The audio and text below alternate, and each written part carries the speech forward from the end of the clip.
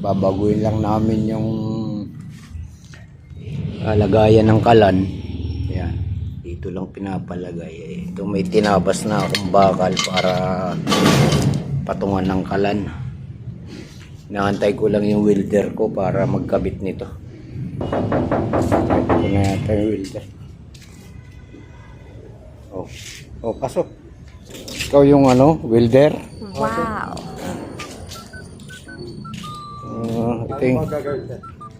Ito, food cart. Yan gagawin natin. Sigurado ka ikaw welder? Nice! Ay, bakit may dala kang lagari?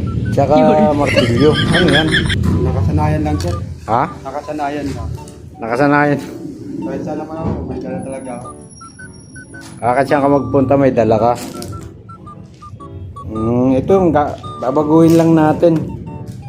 Sabi nung customer, babaan lang daw yung patungan ng kalan. Bali. Kaya mo? Dali lang yun. Sige. Tirahin mo yan.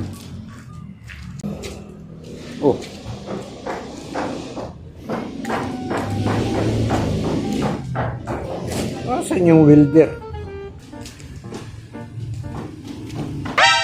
Ano nagawa mo dyan? Saan mo gagamitin yung kahoy? 3 feet by By 18. 3 feet by 18. Laki ng puntal. Welder ko na ito. Kanina pa ito ba?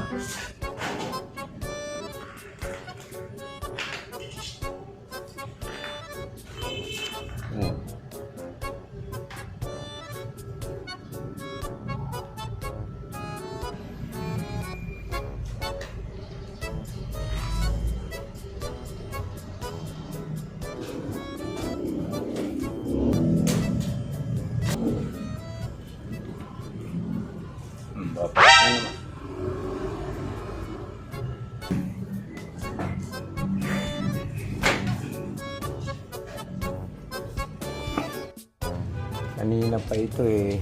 Nangyari. What? Kanina ka pa dyan ah. Ano yan? Tika lang. Kahoy yung pinapakapit mo dyan. Kaya yun sir.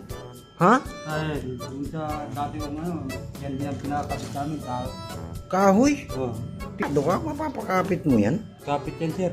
Ha? Kapit lang. Welding nyo yan? Oo. Ha? Oo sir.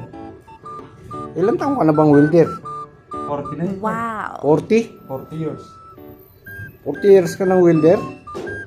Tapos pinapakapit mo kahoy? Ilan taong ka na ba? 36. Ha? 36. 36 ka pa lang, tapos 40 years ka ng welder.